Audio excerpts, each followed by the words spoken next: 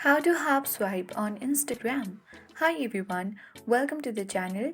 This is Rose, and without further ado, let's dive right into the video. First of all, launch Instagram application on your device. Make sure that you have updated Instagram by visiting Google Play Store or App Store. And after that, tap message icon at top right corner of the screen. Select a chat from the list. You simply need to open the chat and start scrolling down slowly. Stop midway to preview part of the messages without fully exposing the entire conversation.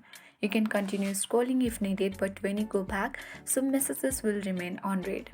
So if you have got message from this individual, then you can easily slowly scroll down and read it halfway and perform a half scroll on Instagram. So in this way, you can easily have scroll on Instagram messages. If you found this video helpful, please hit the thumbs up and subscribe to the channel for more tech and tips videos. Thank you for watching.